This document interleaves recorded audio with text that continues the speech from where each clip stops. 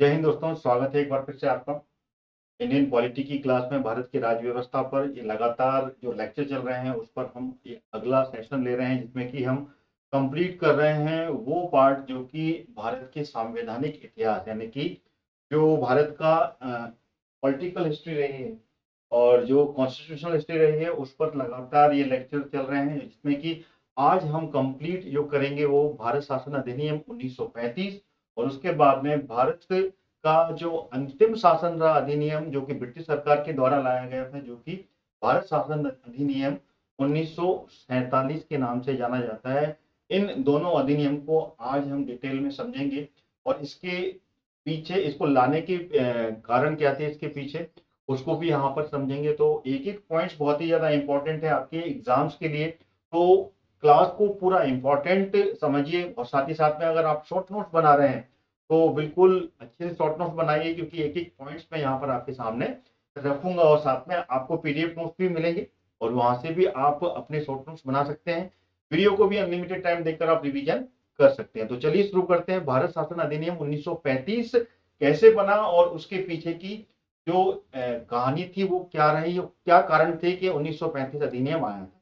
इससे पहले मैंने भारत शासन अधिनियम 1919 को कंप्लीट किया था, जिसमें कि 12 गवर्न पॉलिसी लेकर आए थे, जो कि अन्य नाम से भी जाना जाता है, जिसको कि इंडियन कॉन्स्टिट्यूशन रिफॉर्म के नाम से भी जाना जाता है, जो कि चेम्सफोर्ड मॉन्टिंगो चेम्सफोर्ड लॉ के नाम से भी जाना जाता है। उसको मैंने कंप्लीट किया था इससे पहले वाले लेक्चर में, तो आई होप सो आपने वो भी लेक्चर कंप्लीट कर लिया होगा प्रॉपर तरीके से, क्योंकि इसमें एक एक अगर आप अधिनियम को पंक्तिबद्ध यानी कि एक के बाद में एक कंप्लीट करेंगे तो इस ब्रिटिश शासन अधिनियम जो बनाए गए थे, चाहे वो एक्ट हो, चार्टर एक्ट हो या फिर भारत शासन अधिनियम, इनको समझने में आपको बहुत आसानी होगी, क्योंकि यहाँ पर एक अधिनियम एक एक्ट दूसरे एक्ट से यहाँ पर कनेक्ट देखने को आपको मिलेगा। इसलिए पढ़ने का तरीका आपको यही रखना है, जिससे कि आप हिस्ट्री जो कि पॉलिटिकल हिस्ट्री रही है इसको आप समझ पाएंगे।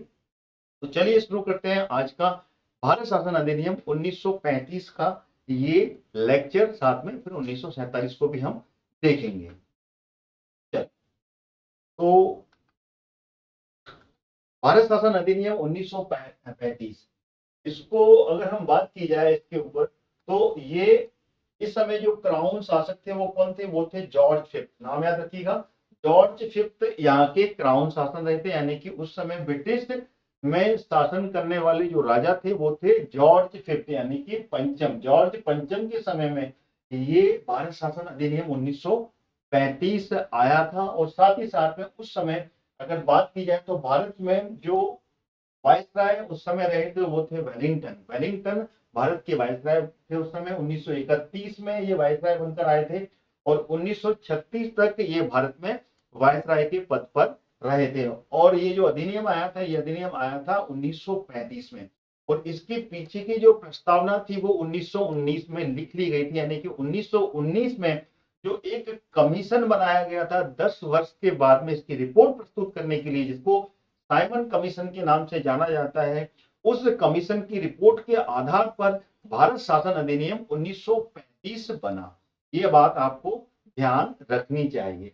आइए चलते हैं, तो इसमें जो प्रावधान थे वो क्या थे यहाँ पर हम समझते हैं। सबसे पहले तो यहाँ पर बात की जाए तो ये जो भारत शासन अधिनियम 1935 है, ये एक भारत में एक पूर्ण उत्तरदायी सरकार के लिए जो कि गठन की गई थी उसके लिए एक मील का पत्थर साबित हुआ था। क्या हुआ था? ये मील का पत्थर साबित हुआ। साथ ही साथ में इसमें कोई भी प्रेम्बल नहीं थी, यानी कि प्रस्तावना नहीं थी, क्योंकि इसकी जो प्रस्तावना थी, यानी कि इसको प्रस्तावित कब किया गया था, मैंने आपको इससे पहले बताया 1919 का जो चेम्सफोर्ड यानी कि मॉन्टिंगो चेम्सफोर्ड लॉ जो बनाया गया था, जिसमें कि रिफॉर्म किए गए थे, ट्वेल्व गवर्न पॉलिसी लाई गई थी, उस समय ये प्रस्तावित था, इसलिए इसमें प्रस्तावना नहीं थी। यानी कि जो आज के भारत का जो संविधान है जिसमें कि प्रेम्बल शुरू में आती है, प्रस्तावना शुरू में रखी गई है, वो प्रस्तावना भारत शासन अधिनियम 1935 में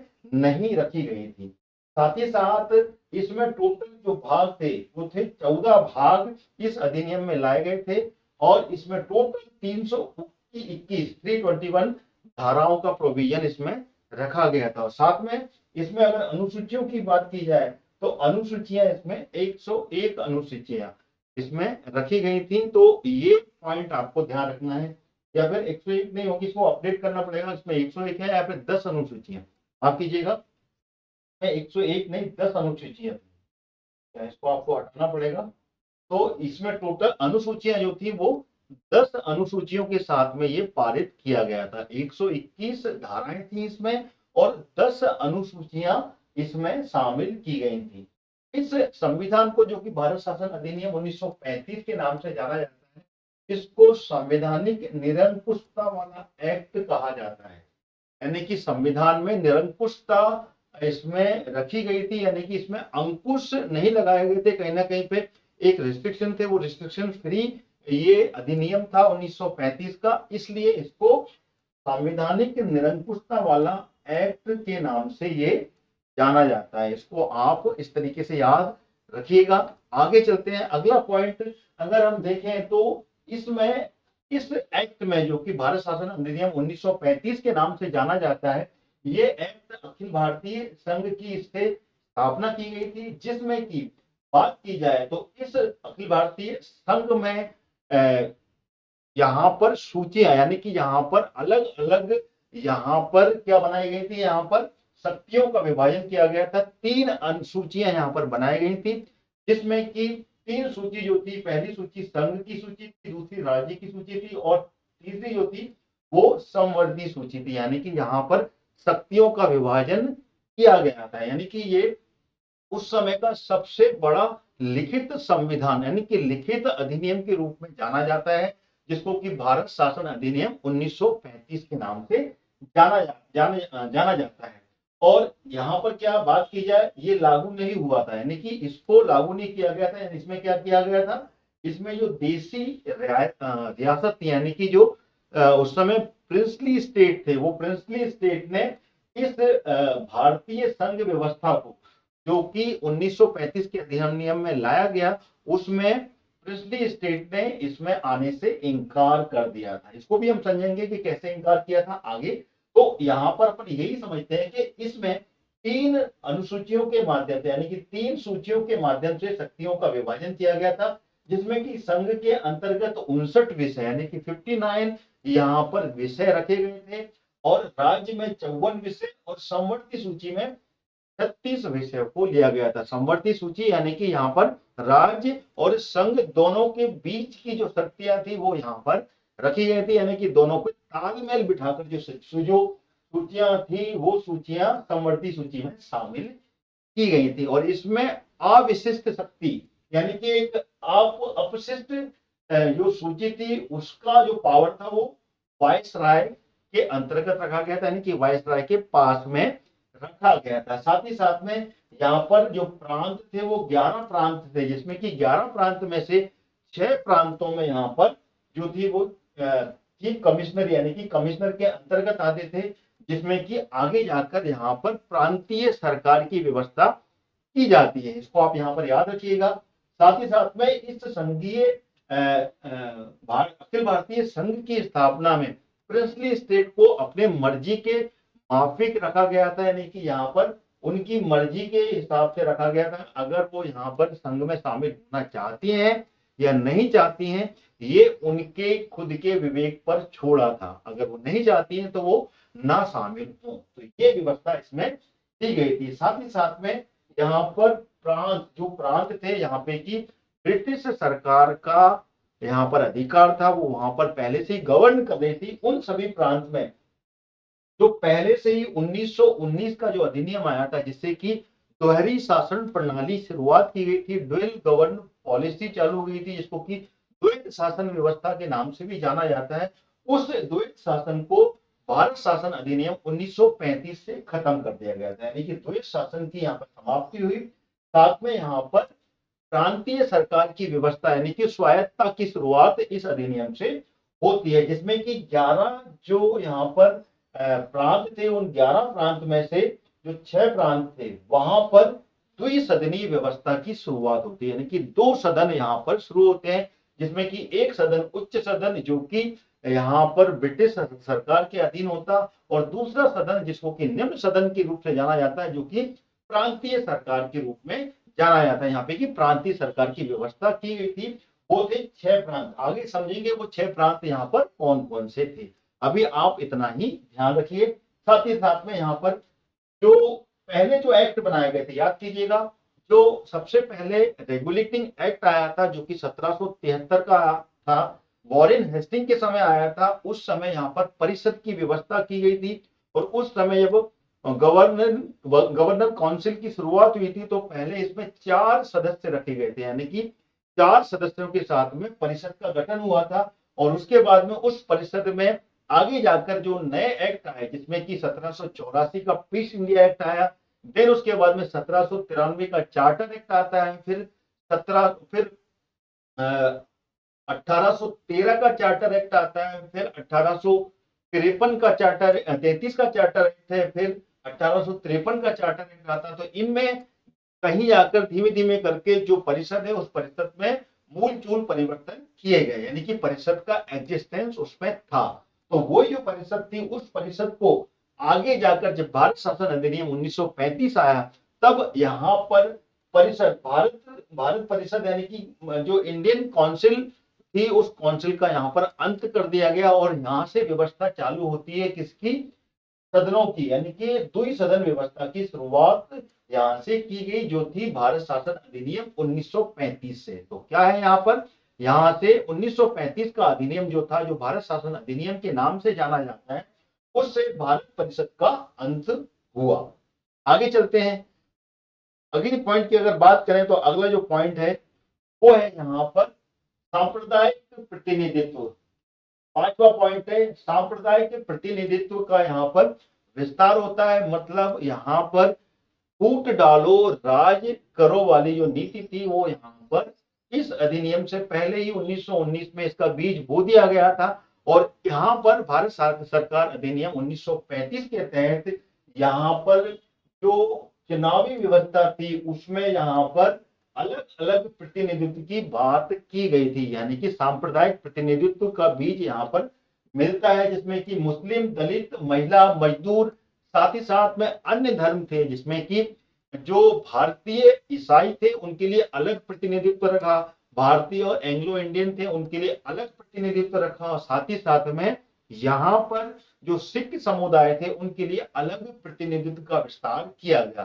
तो इस तरीके से जिस प्रतिनिधित्व का विस्तार हुआ वहां पर उसे ही वर्ग के लोग वोट डाल सकते थे, मताधिकार का प्रयोग कर सकते थे। तो इस तरीके से यहाँ पर सांप्रदायिक प्रतिनिधित्व का विस्तार इस अधिनियम में, जो कि भारत सरकार अधिनियम 1935 के नाम से जाना जाता है, उसमें होता है। साथ ही साथ में यहाँ पर आरबीआई की भी स्थापना इस अधिनियम के तहत होती है, जो कि एक्ट बना था 1934 में, जिसको कि भारतीय रिजर्व बैंक एक्ट 1934 के नाम से जाना जाता है, 1934 के नाम से जाना जाता है।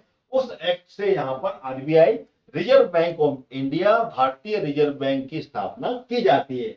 और उसके बाद में ये लागू जो होता है वो 1935 अप्रैल में इसको लागू कर दिया जाता है। ठीक है, तो ये एक्ट था, ये एक्ट भी भारत सरकार अधिनियम 1935 में होता है, जिसमें कि यहाँ पर राजस्व यानी कि जो मुद्रा है, मुद्रा को कंट्रोल, भारतीय मुद्रा को कंट्रोल करने के लिए इस आरबीआई की स्थापना यहाँ पर देखने को मिलेगी। साथ ही साथ में आगे जाकर जब भारत आजाद होता है तब इस बैंक का, जो कि ब्रिटिश सरकार के द्वारा शुरू किया गया था, उसका यहाँ पर राष्ट्रीयकरण आपको देखने को मिलता है, जो कि 1949 में जब भारत का संविधान यहाँ पर लागू हुआ, पारित हुआ, जब यहाँ पर 1949 में इसको क्या इसका नेशनलाइजेशन यानी कि राष्ट्रीयकरण देखने को मिलता है। अगली बात यहाँ पर देखने को मिलेगी जो प्रांत थे, यानी कि जो यहाँ पर प्रांतीय सरकार थी, वहां पर भारत सरकार अधिनियम 1935 के तहत यहाँ पर संघ लोक सेवा आयोग की भी स्थापना की गई, जिससे कि यहाँ पर जो सिविल सर्विसेज हैं उसकी शुरुआत होती है, और उस सिविल सर्विसेज से यहाँ पर सिविल सर्वेंट की नियुक्ति की जाती है, जो कि सरकार की मदद के लिए यहाँ पर अपॉइंट होते हैं। कई जगह पर तो यहाँ पर दो लोक सेवा आयोग एक के अधीन भी किए जाते हैं। तो ये भी आपको देखने को मिलेगा जो कि प्रांतों में लोक सेवा आयोग की स्थापना की जाती है। अगला, यहाँ पर संघीय न्यायालय का भी प्रावधान किया गया, जिसमें कि यहाँ पर एक उच्चतम न्यायालय की स्थापना होती है 1937 में, और पहले यहाँ पर चीफ जस्टिस ऑफ इंडिया की नियुक्ति की जाती है, जो जो थे सर मॉरिस गैवियर। सर मॉरिस गैवियर यहाँ पर पहले सीजीआई नियुक्त होते हैं, और यहाँ पर आयु का प्रावधान रखा गया, जिसमें कि मैक्सिमम यानी कि अधिकतम आयु यहाँ पर 65 वर्ष यहाँ पर रखी गई, जो कि सम्राट के द्वारा, ब्रिटिश सम्राट के द्वारा यहाँ पर नियुक्त होते हैं। आगे चलते हैं, अगला पॉइंट यहाँ पर, इसमें अगला जो नवा पॉइंट है, मध्य प्रांत में यहाँ पर उस समय का जो बराड़ क्षेत्र था, बराड़ जो क्षेत्र जो कि दक्षिण मध्य प्रांत के दक्षिण में स्थित था, उसको इसमें मिला दिया जाता है 1935 अधिनियम में, यानी कि मध्य प्रांत में अब बराड़ क्षेत्र को भी शामिल कर लिया जाता है। ठीक है। और यहाँ पर मत अधिकार की बात किया है, तो मत अधिकार जो कि 1935 और उससे पहले के अधिनियम में मत अधिकार की व्यवस्था जो की गई थी, जो कि 1909 से चालू होती है, उस मत अधिकार में यहाँ पर विस्तार होता है, जो कि उस समय मिनिमम था, जो कि जाकर यहाँ पर 10% तक मत अधिकार बढ़ जाता है। और इसमें मत अधिकार की भी वर्गीकरण किया जाता है, यानी कि लिमिटेशन यहाँ पर डेवलप थी, जिसमें कि यहाँ पर जो इनकम टैक्स, यानी कि यहाँ पर जो टैक्स देने वाले जो वर्ग थे, साथ में यहाँ पर जो शिक्षित वर्ग था, वही वर्ग यहाँ पर वोट डालने का अधिकार उनको प्राप्त था, यानी कि यहाँ पर भी भारत के हर वर्ग का लोग यहाँ पर वोट नहीं डालते थे, सिर्फ वही वोट डालते थे जो यहाँ पर उच्च श्रेणी में आते थे, या फिर जो टैक्स दिया करते थे, या फिर शिक्षित वर्ग के लोग हुआ करते, जिसमें कि महिलाओं को वोट डालने का अधिकार 1919 के अधिनियम, जो कि दोहरी शासन की व्यवस्था थी, उसमें प्रत्यक्ष निर्वाचन के साथ शुरू हुआ था, और महिलाओं को वोट डालने का भी अधिकार शुरू किया गया। उसके बाद में यहाँ पर भी विस्तार किया गया, 10% तक यहाँ पर वोट डाल सकते थे, जो कि प्रांतीय सरकारों में वोट डालने की जो व्यवस्था उसमें पहले कम था, बाद में आकर ये 10%। आगे चलते हैं, केंद्रीय विधानमंडल में यहाँ पर सदस्यों की संख्या की बात करें, तो यहाँ पर द्विसदनीय व्यवस्था हुई थी। तो यहाँ पर राज्यसभा जो कि उच्च सदन के रूप में जाना जाता था, और लोकसभा जो कि निम्न सदन माना जाता था। राज्यसभा की बात करें तो राज्यसभा में उस समय 260 सदस्य थे जो कि यहाँ पर रखे गए थे, और लोकसभा में 375 सदस्यों की संख्या यहाँ पर रखी गई थी। वोटिंग का आधार 10% वोटिंग, सांप्रदायिक प्रतिनिधित्व था यहाँ पर, और यहाँ पर प्रत्यक्ष और सीमित मत अधिकार की व्यवस्था की गई थी, यानी कि यहाँ पर लिमिटेड यहाँ पर इलेक्शन, यानी कि सीमित यहाँ पर इलेक्शन, यानी कि डायरेक्ट इलेक्शन के द्वारा इस प्रोसीजर को अपनाया गया, यानी कि डायरेक्ट इलेक्शन था यहाँ पर, लेकिन सांप्रदायिक प्रतिनिधित्व सांप्रदायिकता के रूप में बांटा गया था हर वर्ग को, और वहां पर वोट डालने का अधिकार था, जो कि मैक्स टू मैक्स 10% तक यहाँ पर बढ़ा दिया गया। आगे चलते हैं, ब्रिटिश संसद की यहाँ पर सर्वोच्चता स्थापित हुई, यानी कि पूरा कंट्रोल तो जो था वो ब्रिटिश संसद के पास में आ गया था इस अधिनियम के बाद, जो कि 1935 का अधिनियम था। यहाँ पर आपातकाल का भी एक क्लॉज रखा गया था, जिसमें कि आपातकाल अध्यादेश जारी करने की शक्ति यहाँ पर वायसराय को मिल गई थी, जो कि यहाँ पर 6 महीने, अधिकतम 6 महीने तक सीमित थी। 6 महीने के बाद में इस आपातकाल को हटाने का भी प्रोविजन मिला था, जो कि हम आगे इसको डिटेल में समझेंगे। ठीक है। अब यहाँ पर राष्ट्रीय आपात अध्यादेश की बात की है, तो राष्ट्रीय अध्यादेश का भी यहाँ पर एक क्लॉज जोड़ा गया था, जो कि यहाँ पर राष्ट्रपति के द्वारा एक अध्यादेश का क्लोज था। उस अध्यादेश को भी यहाँ पर क्लॉज के द्वारा दोनों सदनों में कुछ समय के बाद में रखना अनिवार्य था, जो कि आज के समय में भी अध्यादेश की जो एक क्लॉज है, जो कि संविधान में जोड़ा गया, जो कि आज के समय में अनुच्छेद 123 के अंतर्गत आता है। राष्ट्रपति अध्यादेश लागू कर सकता है, लेकिन यहाँ पर 6 महीने के अंतर्गत दोनों सदनों में इस पर बहस होना आवश्यक है। अगर बहस नहीं होता है तो इसको खारिज करने का प्रावधान भी रखा गया है। तो उसी तरीके से भारत शासन अधिनियम 1935 में भी इसका क्लॉज रखा गया था, जो कि राष्ट्रपति यहाँ पर अध्यादेश ला सकता है।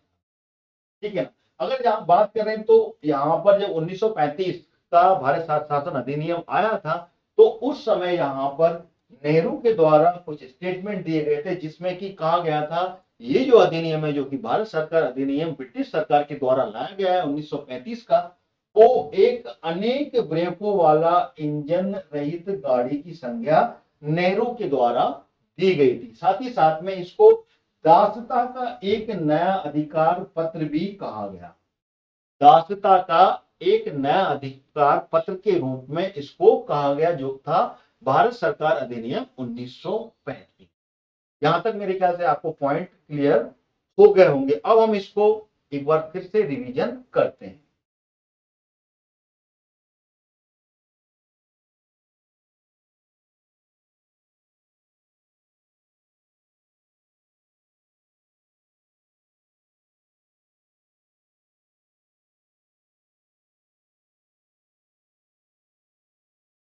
दोबारा से एक बार और अपन इसको अब डिटेल में समझेंगे। अभी आपको मैंने छोटे छोटे बेसिक पॉइंट यहाँ पर समझा दिए, तो चलते हैं एक बार फिर से अपन इसको डिटेल में समझने के लिए। भारत शासन अधिनियम 1935, जैसा कि मैंने आपको बताया, ये जो अधिनियम था, ये अधिनियम भारत में पूर्ण उत्तरदायी सरकार के गठन के लिए एक मील का पत्थर साबित हुआ है। यानी कि भारत सरकार अधिनियम 1935, जो कि अगस्त 1935 में ब्रिटिश संसद के द्वारा, जिसमें कि टोटल 321 धाराएं थी और साथ में इसमें 10 अनुसूचियों के साथ में ये पारित किया गया था। मतलब ये ब्रिटिश संसद के द्वारा पारित अब तक का सबसे लंबा और विस्तृत अधिनियम था।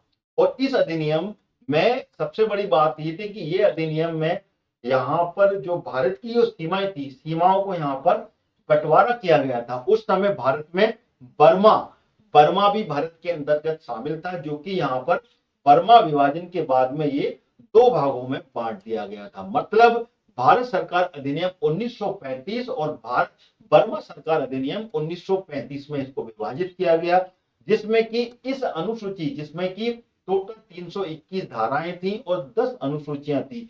इनमें से दो अनुसूचियां बर्मा बर्मा सरकार अधिनियम 1935 को दिया गया, और उसमें से जो 8 अनुसूची थी वो भारत सरकार अधिनियम 1935 में रह जाती हैं। तो इस प्रकार से 1935 अधिनियम, भारत सरकार अधिनियम में यहाँ पर बर्मा को भारत से अलग कर दिया जाता है और यहाँ पर बर्मा अलग हो जाता है, जो कि 1936 में बर्मा का विभाजन हो जाता है। इसको याद रखिएगा आप, जो कि यहाँ पर भारत सरकार अधिनियम के द्वारा मिलता है, जो कि आज के समय में बर्मा म्यांमार के नाम से जाना जाता है, जो कि भारत की जो पूर्व उत्तर राज्य है उससे लगी हुई जो सीमा रेखा है, जो कि अरुणाचल प्रदेश, नागालैंड, मणिपुर और मिजोरम से जो लगा हुआ क्षेत्र है, वो जो क्षेत्र है वो म्यांमार यानी कि उस समय का बर्मा कहलाता है। ठीक है, आगे चलते हैं। भारत के अंतर्गत इस अधिनियम के द्वारा अखिल भारतीय संघ की स्थापना होती है, जो कि मैं आपको बता चुका हूं। और अखिल भारतीय संघ, जिसमें कि राज्य और रियासत को एक इकाई के रूप में माना गया है। ठीक है ना, राज्य और रियासत को यहाँ पर एक इकाई के रूप में यहाँ पर माना गया था, जिसमें कि मैं आपको बता चुका हूं। और इस अधिनियम के अंतर्गत यहाँ पर 3 अनुसूचियां बनाई गई थी, 3 सूचियां बनाई गई थी, जिसमें कि संघ की सूची थी, जिसमें कि टोटल कितने 59 विषयों को रखा गया था। राज्य की सूची में 54 विषयों को रखा गया था, और संवर्ती सूची जिसमें कि 36 विषयों को, जिसमें कि संघ और राज्य दोनों को मिली हुई सूची, दोनों के जो अधिकार थे वो यहाँ पर रखे गए थे मिले जुले, जो कि 36 विषय के अंतर्गत आते थे। यानी कि दोनों विषयों की मान्यता यहाँ इसमें रखी गई थी। और इस सूची के आधार पर यहाँ पर शक्तियों का बंटवारा कर दिया गया था। यानी कि यहाँ पर प्रांतियों की शक्ति और संघ की शक्ति, और साथ ही साथ में यहाँ पर जो संवर्ती सूची थी, दोनों को यहाँ पर पावर दिए गए। इसमें एक अविशिष्ट शक्ति भी थी, जो कि वायसराय को दी गई थी, जो कि मैंने यहाँ पर आपको बताई गई है। यहाँ पर अविशिष्ट शक्ति वायसराय को भी दी जाती है, वायसराय के अंतर्गत भी आती है। और इस अधिनियम में यहाँ पर जो पहले से द्वैध शासन की व्यवस्था जो चल रही थी, उस द्वैध शासन की व्यवस्था को समाप्त कर यहाँ पर स्वायत्त यानी कि प्रांतीय स्वायत्तता का शुभारंभ हुआ, शुरुआत हुई। राज्यों में अपने दायरे में रहकर यहाँ पर मतलब जितने भी राज्य थे उस समय, टोटल राज्य कितने थे अगर बात की जाए तो यहाँ पे 11 प्रांत थे। तो 11 प्रांत में से यहाँ पे 6 प्रांत में यहाँ पर द्विसदनी व्यवस्था रखी गई और यहाँ पर राज्यों को अपने दायरे में रहकर स्वायत्त तरीके से 3 पृथक क्षेत्रों में शासन का अधिकार दिया गया। और इसके अतिरिक्त इस अधिनियम ने राज्यों में उत्तरदायी सरकार की स्थापना की, यानी कि गवर्नर को राज्य विधान परिषद के लिए उत्तरदायी मंत्रियों को सलाह पर काम करना आवश्यक था। यानी कि अब इस समय गवर्नर अपनी खुद की पॉलिसी इंप्लीमेंट नहीं कर सकता था, यानी कि उस समय के राज्य विधान परिषद में जो प्रांतीय सरकार में जो मंत्री हुआ करते थे, जो मंत्री बनते थे कैबिनेट के, उनकी सलाह पर काम करना आवश्यक था। किसको? उस समय के गवर्नर यानी कि वायसराय को। याद रखिएगा, वायसराय जो थे वो वायसराय यहाँ पर उत्तरदायी मंत्रियों की सलाह पर ही काम कर सकते। इससे 1935 के भारत सरकार अधिनियम द्वारा, और ये व्यवस्था की शुरुआत जो होती है 1935 में इस अधिनियम को पारित किया गया और इस व्यवस्था की शुरुआत 1937 में होती है। यानी कि 1937 में पहली बार यहाँ पर प्रांतों में, यानी कि जो मताधिकार का उपयोग कर कर यहाँ पर चुनाव की व्यवस्था की गई, यहाँ पर चुनाव हुए और 1937 में पहली बार प्रांतों में चुनाव के द्वारा सरकार चुनी गई। अलग अलग प्रांतों में यहाँ पर अलग अलग पार्टियां थी, जिसमें कि मुस्लिम लीग, इंडियन नेशनल कांग्रेस और प्रजासत्ता पार्टी, इस तरीके से अन्य जितने भी पार्टियां उस समय जो बनी थी, उन्होंने यहाँ पर इलेक्शन में पार्टिसिपेशन किया। उसके बाद में इस व्यवस्था की शुरुआत, उसमें से जो विनर पार्टी थी उनकी जो सरकारें बनी, वो सरकारों की व्यवस्था 1937 में शुरू हुई और 1937 में इसको शुरू किया गया और 1939 में इस व्यवस्था को समाप्त कर दिया गया। क्यों? क्योंकि 1939 के बीच में यहाँ पर वर्ल्ड वॉर सेकेंड शुरुआत हो गई थी। इसको बस इतना याद रखिएगा, उस समय यहाँ पे जो द्वितीय विश्व युद्ध था वो यहाँ पर सामने आ गया था, जिसमें कि इंग्लैंड, यानी कि इंग्लैंड भी इस द्वितीय विश्व युद्ध में यहाँ पर फिर चुका था। यहाँ तक आप याद रखिएगा, इसको हम आगे समझेंगे, जब हम इतिहास को भी पढ़ेंगे तब इसको समझेंगे। तो यहाँ पर इस व्यवस्था को 1937 में शुरू किया गया और 1939 में जो ये व्यवस्था थी, जो कि प्रांतीय सरकार की व्यवस्था थी, वो समाप्त हो गई, क्योंकि यहाँ पे प्रांतीय सरकारों ने सामूहिक रूप से इस्तीफा दे दिया था और इन्होंने उस व्यवस्था को भंग कर दिया था। यानी कि इसने केंद्र में क्या द्वैध शासन प्रणाली की शुरुआत की, जिसमें कि द्विसदनी व्यवस्था थी और द्विसदनी व्यवस्था में उच्च सदन जो था वो ब्रिटिश सरकार के अधीन हुआ करता था और निम्न सदन जो था वहां पर प्रांतीय सरकार को स्वायत्त तरीके से सरकार चलाने का मौका मिला। ठीक है, यानी कि यहाँ पर जो परिणाम हुआ, यहाँ पर संघीय विषयों को हस्तांतरित और आरक्षित विषयों में बांटना पड़ा। हालांकि ये प्रावधान लागू नहीं हुआ। क्यों नहीं हुआ यहाँ पर लागू? क्योंकि यहाँ पर जो प्रिंसली स्टेट थे, वो प्रिंसली स्टेट ने इस संघीय व्यवस्था में आने से मना कर दिया था। और इस अधिनियम में जो 11 राज्य थे, 11 राज्यों में से 6 राज्यों में इस द्विसदनी व्यवस्था की शुरुआत होती है। और वो जो 6 राज्य थे वो कौन कौन से थे? वो थे बंगाल, बंबई, मद्रास, बिहार और संयुक्त प्रांत के साथ में असम। नोट कीजिएगा कौन कौन से थे। सबसे पहला जो राज्य माना जाए तो वो है बंगाल। बंगाल के बाद में यहाँ पर बंबई, मद्रास, बंबई, मद्रास, मद्रास के बाद में बिहार, बिहार के बाद में यहाँ पर संयुक्त प्रांत और असम। संयुक्त प्रांत, क्योंकि इस समय उत्तर प्रदेश के नाम से जाना जाता है, वो उस समय संयुक्त प्रांत के नाम से जाना जाता है, और असम।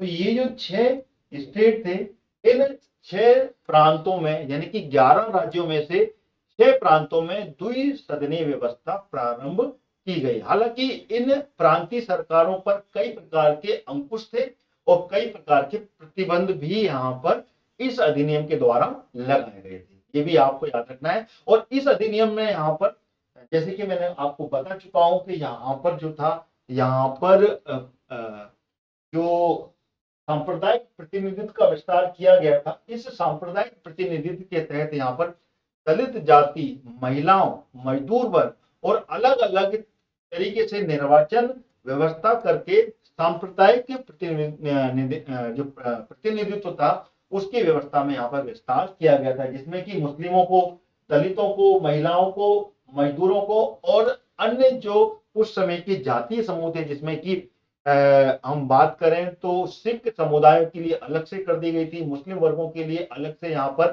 सांप्रदायिक प्रतिनिधित्व की व्यवस्था थी, और साथ में उस समय के जो भारतीय ईसाई थे, जिन्होंने की ईसाई धर्म अपना लिया था, उनके लिए सांप्रदायिक प्रतिनिधित्व की व्यवस्था अलग से की गई थी। तो इस तरीके से यहाँ पर सांप्रदायिक प्रतिनिधित्व का विस्तार भी हो गया था।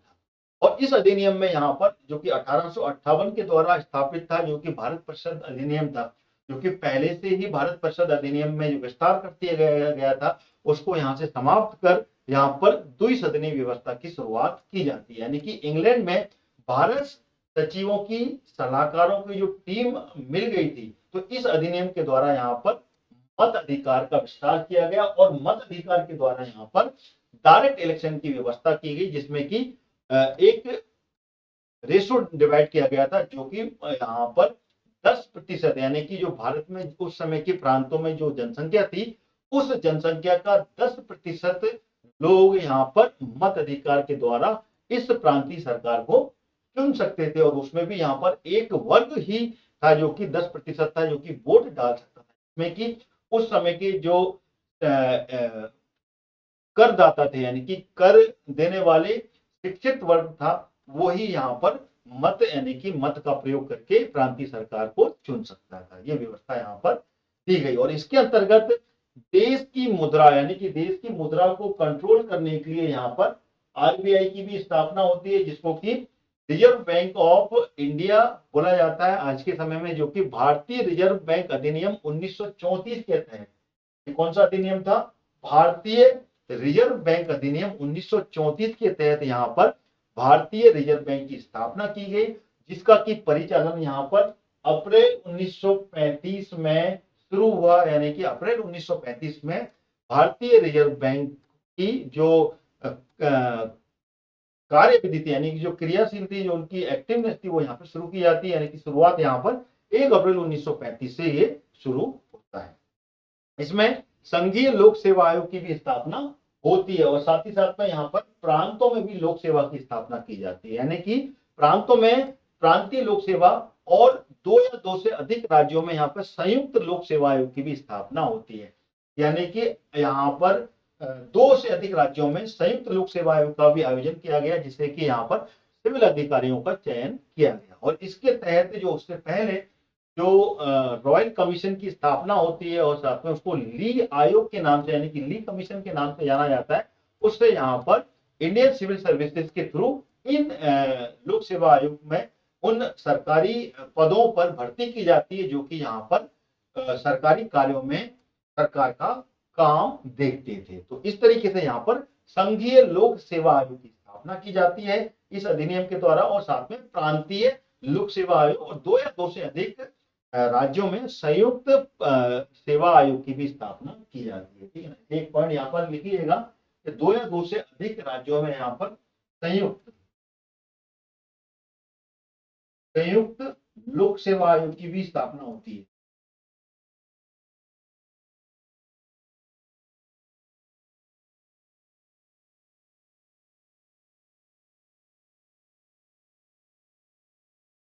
संयुक्त लोक सेवा आयोग की भी स्थापना होती है। इसके तहत 1937 में यहाँ पर संघीय न्यायालय की भी स्थापना हुई थी, जिसमें कि यहाँ पर सबसे पहले चीफ जस्टिस ऑफ इंडिया यहाँ पर मिलते हैं, जो कि सर मॉरिस गैवियर यहाँ पर पहले सीजीआई नियुक्त होते हैं, जिसको कि ब्रिटिश सम्राट के द्वारा नियुक्त किया जाता है, जिसमें कि अधिकतम आयु सीमा यहाँ पर 65 वर्ष रखी जाती है, जो कि आज भी यहाँ पर 65 वर्ष की आयु इस अधिनियम के तहत जो चली गई थी, वो आज भी यहाँ पर है, जो कि भारत के संविधान में भी लागू।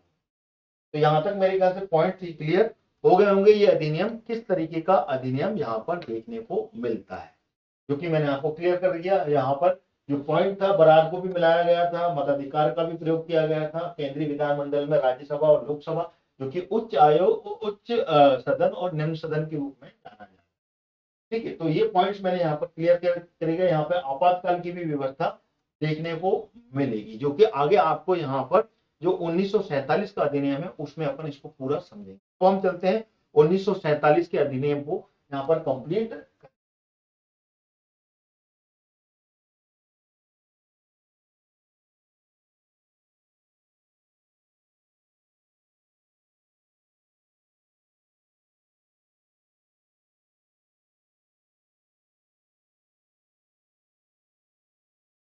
1947 का अधिनियम अब हम देखेंगे।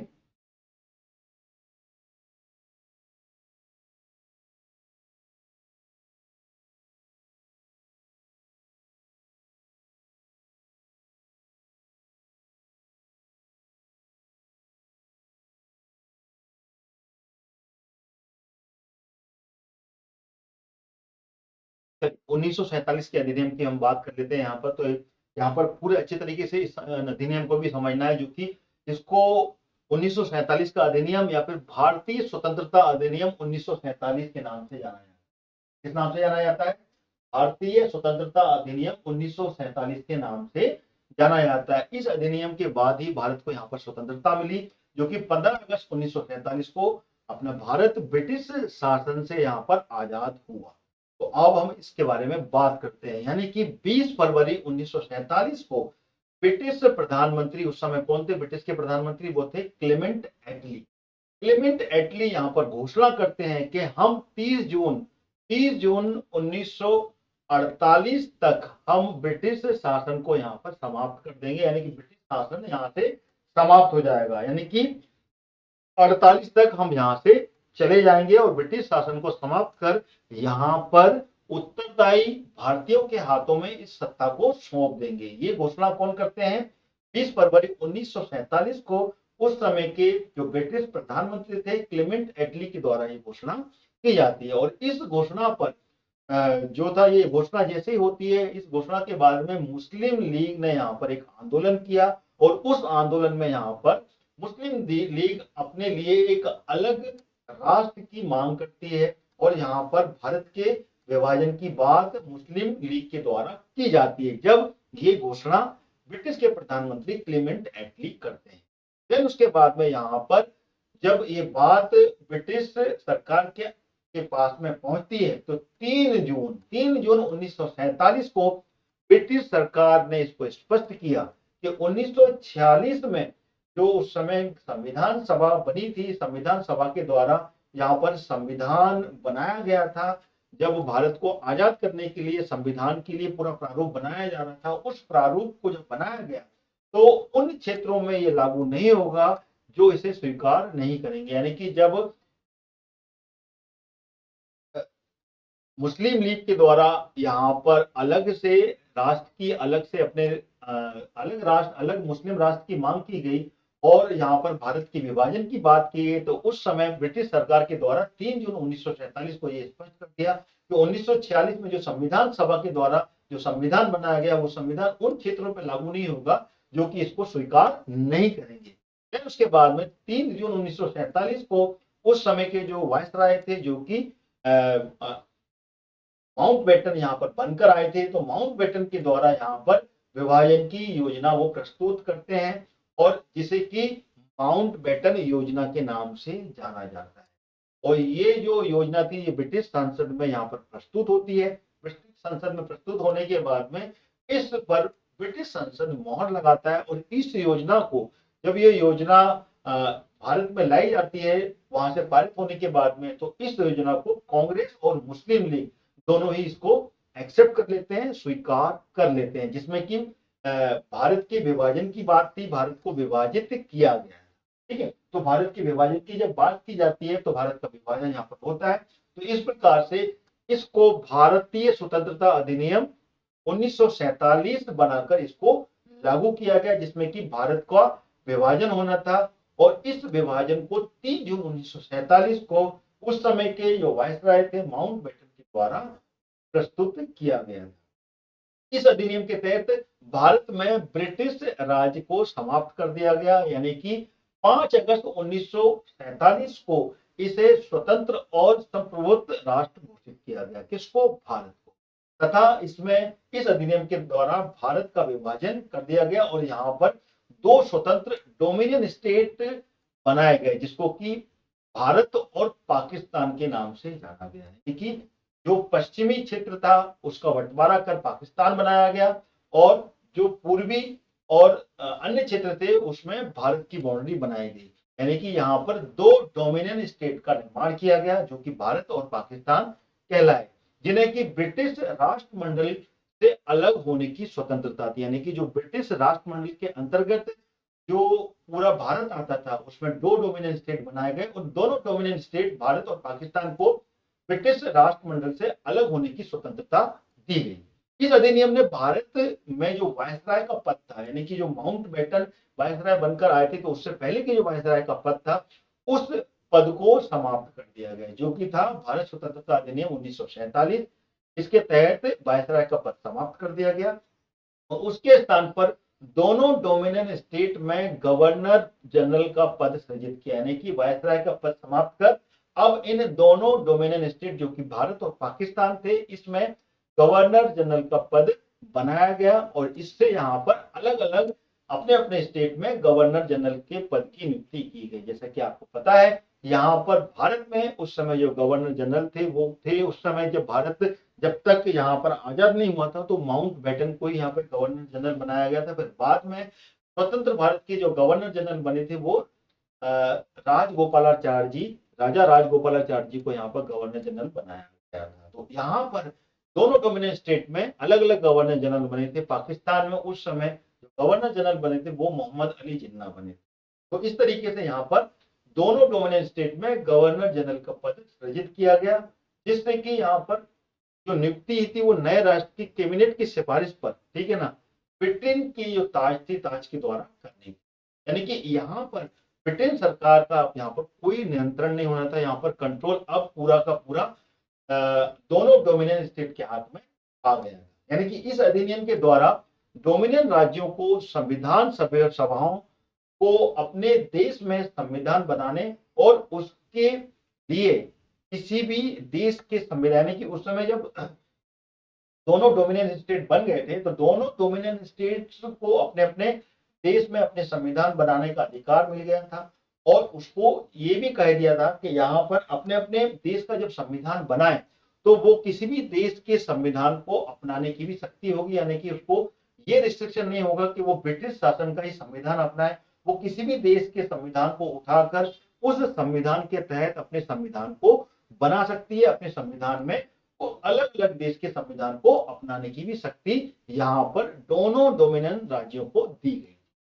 यानी कि यहाँ पर सभाओं को यह भी शक्ति थी कि वह किसी भी ब्रिटिश कानून को समाप्त करें। यानी कि उस समय के जो ब्रिटिश कानून थे जो कि इससे पहले लागू किए गए थे, चाहे वो चार्टर एक्ट था, रेगुलेटिंग एक्ट था, भारत शासन अधिनियम 1935 था, उसको भी समाप्त करने की यहाँ पर व्यवस्था दी गई थी जो कि ब्रिटिश कानून जो उससे पहले से लगाए गए, ठीक है, ताकि वह यहाँ पर स्वतंत्रता अधिनियम को भी, यानी कि यहाँ पर जो स्वतंत्रता अधिनियम 1947 बनाया गया था उसको भी यहाँ पर निरस्त करने का अधिकार अब इस क्लॉज के साथ जोड़ा गया था जो कि भारत स्वतंत्रता अधिनियम 1947। यानी कि यहाँ पर यह भी व्यवस्था दी गई थी कि जो दो डोमिनियन राज्य बनाए गए हैं जिसमें कि भारत और पाकिस्तान दो अलग अलग राज्य बनाए गए हैं और वहां पर अगर इनको लगता है कि अब हम अलग अलग राज्य नहीं चाहते हैं, हम यहाँ पर साथ मिलकर चलना चाहते हैं और दोनों को यहाँ पर दोबारा से एक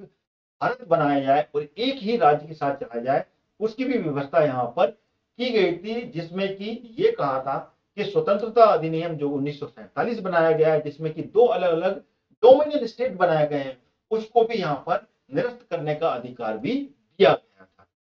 लेकिन ऐसा हुआ नहीं। यहाँ पर दोनों अलग अलग राज्य, दोनों अलग अलग डोमिनियन स्टेट बने, यानी कि पाकिस्तान भी बना और यहाँ पर भारत भी बना। यानी कि दोनों डोमिनियन राज्यों को संविधान सभाओं को यह शक्ति प्रदान की गई कि वह नए संविधान का निर्माण कर उसको क्रियान्वयन होने तक अपने अपने क्षेत्रों में यहाँ पर विधानसभा जो थी अपने अपने क्षेत्रों के लिए विधानसभा बना सकती थी। यानी कि जब तक कि नया संविधान नहीं बनता है तब तक वो अपने अपने क्षेत्रों में, अपने अपने डोमिनियन स्टेटों में संविधान सभाओं के द्वारा यहाँ पर जो संविधान सभा थी उसी के द्वारा यहाँ पर जो थी विधानसभा बना सकती थी। यानी कि 5 अगस्त 1947 के बाद में ब्रिटिश संसद में पारित हुआ था यो कोई भी अधिनियम जो था, जो कि इससे पहले पारित हुआ था, वो सारे के सारे जो अधिनियम थे, चाहे वो 1935 का अधिनियम था या फिर उससे पहले 1919 का अधिनियम था, वो सारे के सारे अधिनियम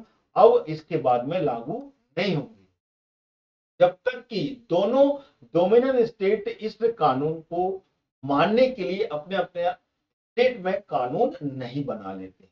तब तक कोई भी जो अधिनियम था जो कि इससे पहले ब्रिटिश शासन के द्वारा पारित हुए थे वो यहाँ पर लागू नहीं होंगे। इसके साथ साथ यहाँ पर इस कानून ने ब्रिटेन में भारत सचिव का जो पद था, जो कि ब्रिटेन के अंतर्गत जो कि 1909 के समय 1909 या उससे पहले जो अधिनियम थे तब यहाँ पर जो रखा गया था, जो कि 1919 में यहाँ पर भारत के यानी कि भारत का सचिव जो कि इससे पहले जो था वो यहाँ पर नियुक्त किया गया था, वो नियुक्ति यहाँ पर समाप्त कर दी इसने, इस कानून ने, जो कि भारत स्वतंत्रता अधिनियम 1947 लाया गया। तो इस कानून ने ब्रिटेन में जो भारत का सचिव था उस सचिव के पद को समाप्त कर दिया गया और इसकी सभी शक्तियां राष्ट्रमंडल मामलों की जो राज्य सचिव थी उसको हस्तांतरित कर।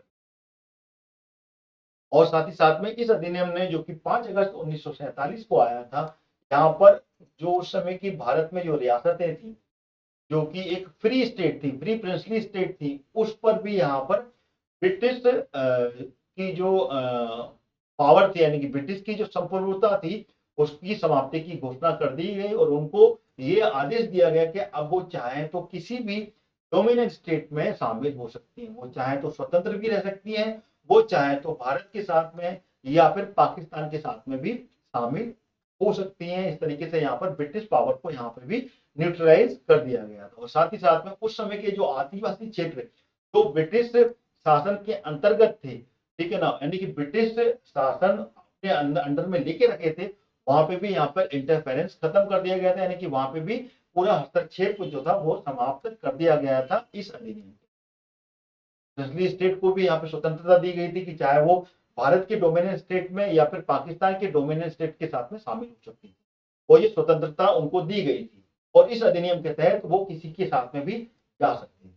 और ये अधिनियम जो था ये एक नए संविधान बनाने तक यहाँ पर प्रत्येक डोमिनियन स्टेट को शासन संचालन करने के लिए भारत शासन अधिनियम 1935 के तहत, जो कि इससे पहले आया था, उसके तहत जो प्रांतीय सभाओं के द्वारा सरकार चलाने के लिए एक व्यवस्था कर दी गई। यानी कि इससे पहले जो प्रांतीय सरकार थी वो प्रांतीय सरकार के द्वारा यहाँ पर आप अपने अपने डोमिनेंट स्टेट में यहाँ पर सरकार चला सकते हैं, इसकी भी व्यवस्था यहाँ पर की गई थी। हालांकि दोनों डोमिनेंट स्टेट ने यहाँ पर अपने अपने कानून में सुधार का भी अधिकार यहाँ पर दिया गया था और इस अधिनियम ने ब्रिटिश शासक को विधेयकों पर मताधिकार और उसको स्वीकृत करने का जो अधिकार था वो उससे यहाँ पर वंचित कर दिया गया था। यानी कि यहाँ पर कोई भी विधायक, कोई भी विधेयक यहाँ पर उसका मताधिकार नहीं कर सकता था और स्वीकार करने का भी यहाँ पर ब्रिटिश शासक जो थे उनको यहाँ पर अधिकार नहीं। लेकिन ब्रिटिश शासन के नाम पर गवर्नर जनरल को किसी भी विधेयक को स्वीकार करने का अधिकार प्राप्त था। ये एक चेंज यहाँ पर देखने को मिला और इसके अंतर्गत जो भारत के गवर्नर जनरल एवं प्रांतीय गवर्नर को यहाँ पर क्या राज्य में संवैधानिक प्रमुख नियुक्त किया गया था। यानी कि अब यहाँ पर इन सभी मामलों पर राज्य की मंत्री परिषद के परामर्श पर ये कार्य करना हो।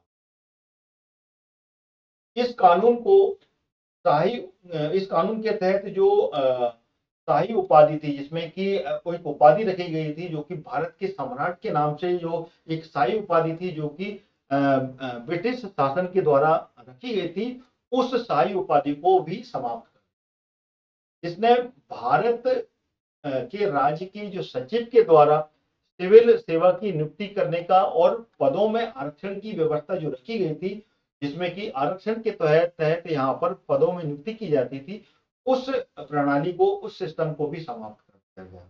15 अगस्त से 1947 से पूर्व जो सिविल सेवा में कर्मचारी थे, ठीक है ना, उनको वो सारी की सारी सुविधाएं मिलती रही थी जो कि इससे पहले मिल रही थी।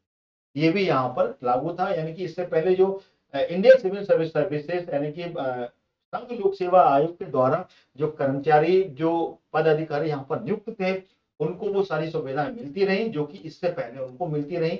यहाँ पर इसको नहीं हटाया। 15 अगस्त 1947 की मध्य रात्रि को भारत से यहाँ पर इस कानून के तहत जो कि 15 अगस्त 1947 में भारत आजाद हुआ, यहाँ पर ब्रिटिश शासन का अंत हुआ और समस्त शक्तियां जो कि दो नए स्वतंत्र डोमिनियन स्टेट जिसमें कि भारत और पाकिस्तान है, उसको यहाँ पर पूरी की पूरी शक्तियां स्थानांतरित कर दी गई। पहले जो गवर्नर जनरल बने भारत के वो थे लॉर्ड माउंटबेटन, जो कि नए डोमिनियन भारत के प्रथम गवर्नर जनरल बने। और उन्होंने जो गवर्नर जनरल बने थे, उन्होंने जवाहरलाल नेहरू को भारत के पहले प्रधानमंत्री के रूप में यहाँ पर शपथ दिलाई गई थी। साथ ही साथ में 1946 में जो बनी संविधान सभा थी, जिसके द्वारा संविधान बनाया गया था, संविधान लिखा गया था, बाद में ये लागू हुआ। 1949 में इसको पारित किया गया और 1950 26 जनवरी में जो लागू हुआ, वही संविधान सभा को स्वतंत्र जो भारतीय डोमिनियन स्टेट था उसके संसद के रूप में इसको स्वीकार किया। यानी कि जब तक कि यहाँ पर अपना स्वयं का संविधान वो भारत ने लागू नहीं कर दिया और पारित नहीं कर दिया, पारित के बाद में लागू नहीं कर दिया, जब तक यहाँ पर जो संसद के रूप में जो स्वीकार किया गया था, यानी कि एक संसद जो बनी थी, वो संविधान सभा को ही यहाँ पर एक संसद के रूप में एक्सेप्ट किया गया। और उस संविधान सभा में यहाँ पर पंडित जवाहरलाल नेहरू को पहले प्रधानमंत्री के रूप में शपथ दिलाई गई थी 15 अगस्त 1947।